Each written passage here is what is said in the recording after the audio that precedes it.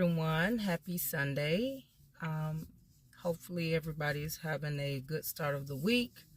I send nothing but love, peace, and happiness.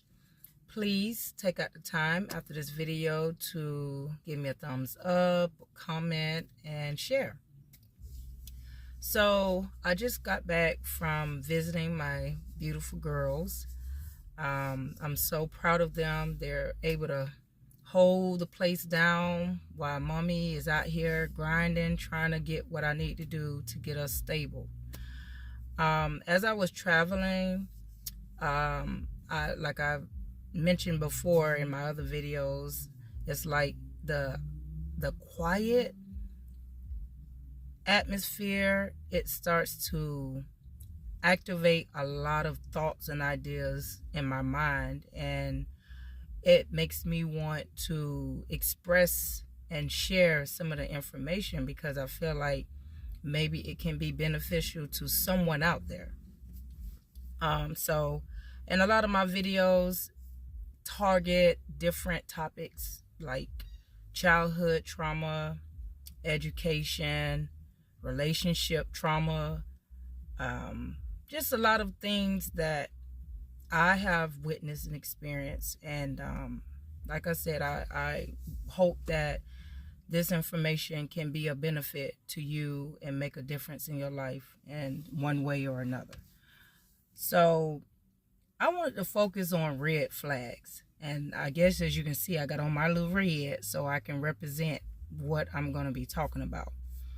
And when I say red flag, it's not just about red flags in relationships regarding dating, marriages, but just across the board red flags. Now, as I have mentioned before, I grew up sheltered back in the 80s. So a lot of these terms I'm slowly learning, and it seemed like I learned more through the internet than I ever learned in my psychologist class. So basically red flag just means you're experiencing an unhealthy type of aggression from someone, pretty much, and it leaves you with some type of side effect, post-traumatic syndrome, or just some type of paranoia, some type of effect from someone else's action. And I do know that we hear a lot of information and advice about not allowing people to dictate your future or your behavior. But, and I do agree with that, but sometimes if you're not given the right foundation to build up that strength and that knowledge and cope with different experiences with other people, sometimes they can trigger certain behaviors in you, even traumas that you're trying to bury deep within yourself. So with that being said, I'm just going to kind of cover a few things that I have witnessed, I have experienced, not just in other people, but also within myself. Because, right now I said that this is the year of the 9. This is the year of change and transformation, well, at least for me. And in order for me to transform and change, I have to recognize my flaws and my triggers and just acknowledge it and work towards making changes. I mean, if you keep it a secret and keep it all in and you're embarrassed about it, then that's just something that you got to deal with, and it'll eat you up on the inside all to yourself. And then you're wondering why you walk around bitching and so ready to fight somebody because you have underlying trauma that you don't want to acknowledge. We call it the shadow or the, well, yeah, some Christians call it demons. So we have sinful thoughts, sinful things that we don't want to face that has become an addiction in our lives. So let's see, how far do I want to go back? I'll go back a little bit in my childhood. These may be sensitive topics to you, but this is my healing journey. That's what this video is all about, is knowledge, healing, making change. So red flags. I believe that 98% of the people that I have come across, whether they were friends or family members, had to struggle with some type of negative, dark, unhealthy side. And so if you have a little girl, little boy, and you do have a family member that, okay, let me back up. Okay, so red flag. All right, if you have a family member that is an alcoholic, seems to like to hang around the little kids all the time, um, and they're not quite happy with their lives, because most of the time, a lot of older men, they tend to drink heavy alcohol when they are depressed or when they're trying to suppress some emotions they don't want to face, whether it be abuse or broken heart situations from exes or whatever. I would say a red flag is never leave your child, your little kid, unattended around a heavy alcoholic drinker. A lot of times they do things that they don't recognize that they're even doing, and I guess that's when that spiritual demon decide to come out through the alcohol, because it alters your mind state, and the things that you're trying to keep hidden, it comes out with the help of the alcohol, and then they, come at little kids in an inappropriate way. Also, another red flag, when you have older cousins that have toxic mothers and fathers, and they are, trying to act like they're like the best cousin. They want to pull you to the side, get you to spend a night. They always want to play tickle, and, always being secretive and want to be alone with your child. That's a red flag.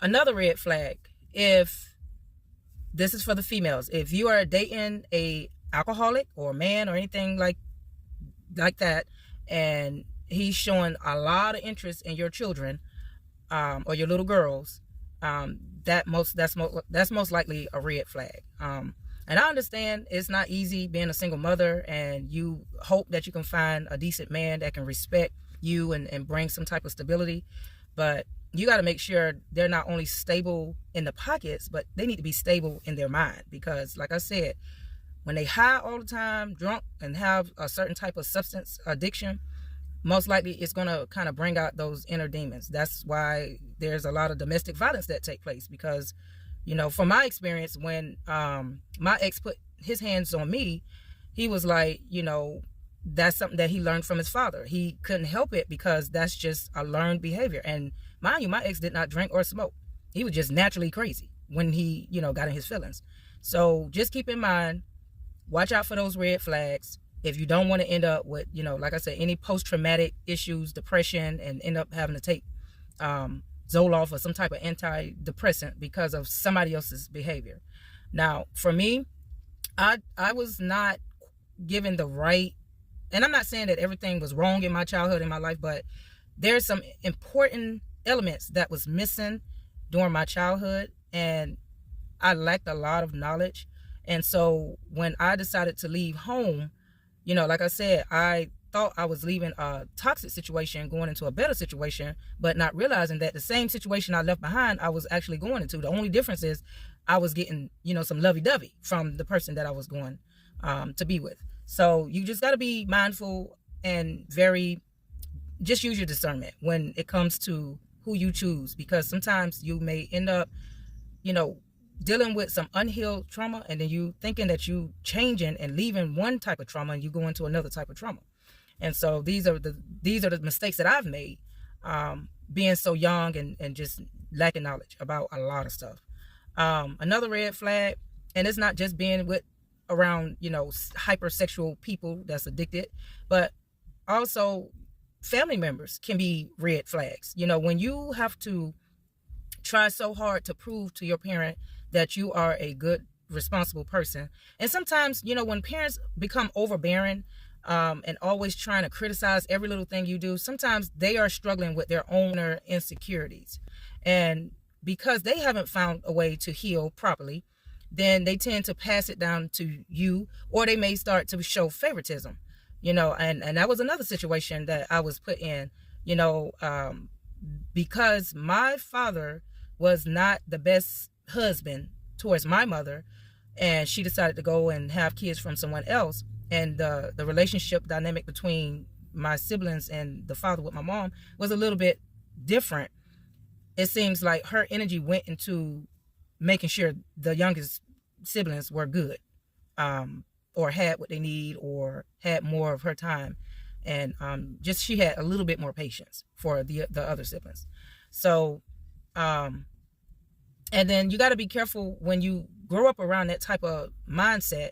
You can't allow it to trigger and trickle over to you, because then, well, I'll just say for me, I have 3 daughters as well. So I grew up in a household with my 2 youngest sisters, and now I have my own 3 girls, and I have to make sure that I balance out my time, my energy, my love, my discipline evenly across the board. Of course, they're a little different in age, but I know that I still show all of them love, and I treat them according to their maturity level. Like, for an example, I know that I can't force my basketball playing daughter to go and get a, spa and pedicure and get her hair all pretty up, because that's not her style. That's not her type of tea. But my other twin, yes, she'll spend the whole day getting the nails done, getting the spa done, going shopping, and some much more. And so you have to treat them accordingly. But at the same time, when it comes to schoolwork and respect for themselves, and making sure they're supported and loved and appreciated, yeah, that is an equal balance. Is no, okay, I don't like you because you look more like your daddy, so I'm gonna treat you different. But I like your daddy and you don't look much, so I'm gonna treat you. No. And my kids, they all have the same daddy, but I'm just using that as an example. So make sure you keep that in mind. Another red flag. Whenever, and this is marriage related, when your husband decide to come to you about a lot of negativity about everywhere he goes, he's negative with the people that fix his sandwich, he's negative with the people on his job, he's negative with his own family members. When you see those type of behavior signs, know that 9 out of 10, some of that energy is going to be pulled from you, because that's what normally happens. When somebody is full of negativity and you're positive, then they suck it out of you. So whoever said, oh, positive plus positive make positive, yeah, depending on the situation. When whoever said negative plus negative make let's just not even think about numbers, because if you don't know who you working with and you ain't prepared for that mentally and don't have experience with that, no matter what they bring to you, you gonna end up negative if you don't have a strong mindset. Okay, what's another red flag? Always trying to walk away from you in the grocery store, look at other women. What's another thing? Hiding phones, trying these weird, bizarre sexual moves that they never tried with you, that makes you feel very degrading. What's another red flag? Being secretive about how money is coming in and out of your household.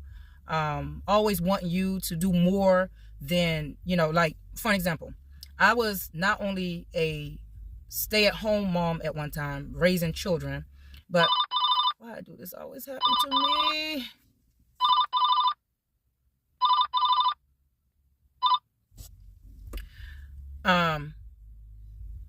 But I also attended school. Most of the time it was online, making sure I had to have, certain things in order. We had a structure, a routine in our household, while my ex-husband was the breadwinner. But when you notice that your ex or your man is moving funny, moving differently, not being very open with you, and then when they're open with you, it's always something negative going on. Nothing seems to be positive, and it's like, it's just a lot that can really become overbearing. And for me, I wasn't cut out for a lot of negativity. Like, I knew negativity existed, but when me coming from the struggles that I've been through between Miami, Jacksonville, and Tallahassee, all these challenges that I've been through, I did not have room to keep collecting more negativity in my life. So a lot of times I would just kind of shut down, or I just kind of just pretend I'm at the beach. I like zone out, because it's just when I don't have time to pour into myself, and I'm always catering to everybody else's situation. If it ain't, an ex situation and his situation on the job, Bill's situation, the kid's situation, his mama situation, his daughter's situation from somebody else, and their financial situation, it was like a lot that I didn't even know how to prepare my mind for, to be a better supportive person. And I did give it a try. I tried. But it, when it was taking a piece of me and my mind and my peace of mind, I was like, oh, hell no. We gonna have to come up with something else. I forgive, but it's like, it's only so much you can forgive. Like, hardcore forgiving almost every year. It was draining. And I guess my red flag would be, and the way I presented it is because I was longing for love. I was longing for some type of stability, because I grew up where I was just required to help, look out for my sisters, help around the house, help at the church, just help. So it's like I didn't really have anyone to really pour into me and nurture me and try to support my ideas or hear me out with my sad stories, and maybe I might be experiencing some negativity and bullying. I never really had anyone to sit down and hear me out. So by that lacking in my life, it made me gravitate towards someone that I thought could do that. But that's what I'm saying. That red flag was, okay, the person I went to, I'm gonna play this role for so long, but after a while, I'm gonna change it up on you. So red flag. When your ex start trying to make it seem like you are changing in your body and your weight and your size, that's a red flag. I mean, he's trying to let you know that, okay, since I ain't liking the way you changing, because he don't pump you up full of babies and stuff like that and stress. So now that's like, I can't get mad because when he sees somebody fine and in shape, okay, I can't get mad because, I'm not as appealing. Okay, when another red flag, when somebody start opening up about their sexual experiences with other women, and yeah, of course you're going to have that conversation, but that information that could have really put your life at risk, when that start coming out, then that makes you wonder, okay, that's the red flag. He's not always honest. He wait until way later on, then he want to give you bits and pieces just to say, okay, well, I was honest. No, I wasn't honest the day I did it, but at least I was honest even though it happened 10 years ago. So you can't get mad. But then at the same time, okay, you wait all this time 10 years later to tell me the truth about something that I wanted to know about a long time ago, but then I'm told I can't get mad. Another red flag. Now, I've been separated for about, a year or so, 2-ish year. Let me see. I'll say about a year and a half. And so I got my little toe wet trying to see if, there's better out there. And maybe I'm just not looking in the right places. And I ain't really looking, but just I'm trying my best to clear out my energy so I don't attract some broken men, broken people in my life. But woo, it required a lot of work. Got my little toe wet trying to see if, someone else could provide what my ex couldn't provide. And of course, the red flag, it was just too good to be true. Calling, texting all throughout the months, trying to find out how you doing after work, want to send you sweet love bombing messages. And then later on, they start switching up. They get close. They get all lovey-dovey on you. And then now everything is at a stagnant pause. Now I don't get no text messages. Now this is an excuse. I got to work. I'm like, no matter what you do, the bills ain't going nowhere. The bills going to still be in your energy until you leave this earth. So while all of a sudden you had free time back then, now you don't got free time now. Then another red flag. Oh, me and my baby mama best friends. I let her spend the night. Okay. There's more to that story. What's another red flag? They always want to meet you at nighttime or meet up away from people or try to use this. Okay, I am interested in you. I really want a relationship. That's what I'm looking for. That's what they lure you in with. And then tell you, oh, I think we need to be friends. That's because they put you out there as an option and they just playing any, mini, money, mo, whoever, who should I let go? That's the kind of mind games that, that's out there. That's the red flag. For me, that's the new red flag for me because I didn't know. Another red flag. When your ex trying to come back into your life and, trying to make it seem like, oh, you going through a bad situation in your marriage? I'm going through a bad situation too. And then all of a sudden now, let me show you. I'm going to show you proof that me and my wife, we all right, but we just ain't getting along. Then the wife trying to say, hey, I think that you're a beautiful young lady. And I feel like you can be a good addition to our family. And I'm like, what the hell? What family? What? I thought y'all was separated and things ain't working out. And then they start doing weird stuff. Like, let me invite you to dinner. And then all of a sudden they get a little tipsy and start rubbing on their breasts. Okay, that's a red flag. I ain't know it worked that way. Another red flag. When a female is always trying to invite you out so you can be drunk, so they can be close to you and get you in a situation where they can make a move on you. Another red flag. No one is being straight up, being open, being honest. But now you done been put in a position where people think that you bisexual or you gay because this person ain't being straight up and telling you what they really want. And now you being pulled in, not knowing what in the hell going on. Something just feels strange. So basically, red flags is somebody is dealing with insecurities, unhealthy, toxic mindset ways, and they're trying to find a way to manipulate you, either through gaslighting you or with lies, trying to make you look crazy, trying to make it seem like they're innocent, trying to make it seem like they do no wrong. They want to look charming in everybody else's eyes. They want to look like the best father. They want to look like the best lover for that first couple of weeks. And then after that, they show their ass, and then they try to make it seem like, oh, you the crazy bitch. So red flag, anytime you start dating somebody and they make it seem like, oh, my ex is crazy, you got to wonder, okay, well, what caused them to be crazy? Because you was the one that had babies and you wanted to be with them. So did you drive them crazy? That's the new question that need to be added in the dating world. It's just so many things out there that is like, it's just a major gap between dating in the early 90s, early 2000s. It's like a major gap to this, what's going on today. It's either somebody trying to see what you got, count your pockets and see what you can do for them. It's like back then the men was more into, okay, let me show chivalry. Let me open the doors for you. Let me make sure you good. You good? Your kid's good? I don't think that exists no more. Now it's like, if my woman ain't sucking me every single day and cooking my meal and bowing down to me, then she ain't worth keeping her. I don't need to respect her. I'm going to have a backup plan just in case she too tired because I wore her out, but having kids, and I'm going to have a backup plan. Or if she say something I don't like, and she trying to make me grow and be more positive and healthy as a man, I don't want to hear that. I have me a backup plan because somebody else out there will put up with my BS and don't challenge me to grow and be a better person.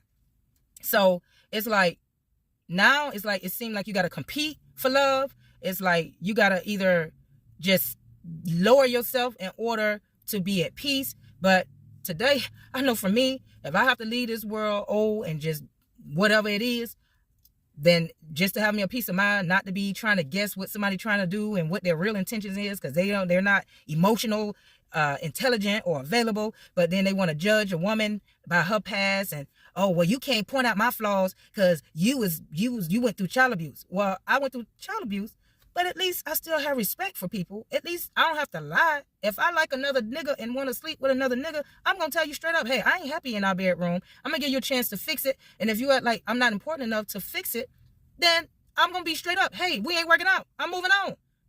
That's kind of like how it just seemed like it works better that way, at least for me. So there's a lot more red flags, but I didn't want to make this video an hour long.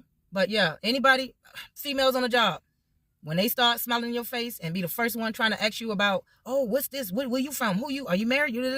That's information that they can collect and go back and share with other people. That's why when I open my mouth, I say things intentionally so they can go back. And I just be looking and waiting for the results. And that's just how it is. Like, I try my best, like I said, to mind my business. Yes, I do make mistakes. Yes, sometimes I do put my foot in my mouth, but I am mature enough to own up to my mistakes and want to make changes, because that's what my purpose is, to make changes with my voice. Changes in people, low, unhealthy, demonic spirit. No, not because I'm a holy, righteous person, but because I believe in trying to have balance in the universe. I want to have balance and harmony in our society. It should not be to the point to where, like, I try to be an example for my daughters. I don't want my daughters out there gaming and trying to take advantage of people, being flaky, phony, and then expecting people to bow down to them and acting like they're entitled. I don't raise my kids to be that way.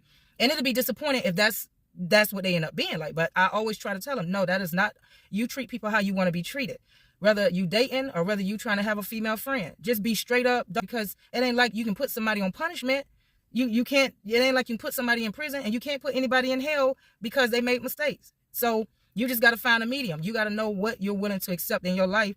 And you have to have self-love and respect for yourself, so you won't continue to go on with thinking, oh, this is the norm. Oh, this is the best it gets. Because I refuse to believe that there's a whole lot of broken black men or just men in general out there. So, with that being said, I'm going to leave it here.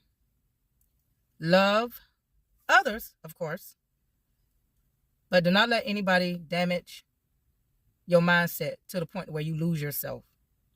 Recognize them red flags. I don't care if you got to study, go through every YouTube psychology channel. Love yourself, be strong for yourself, and no matter how much people come at you, how many in their crew trying to bring you down, you stand on business. And when you put out positive energy, even if it doesn't change those negative people, it changes your life, and it also brings in abundance and prosperity. So with that being said, continue being the best human being you can be, living in this life full of lessons. Peace out.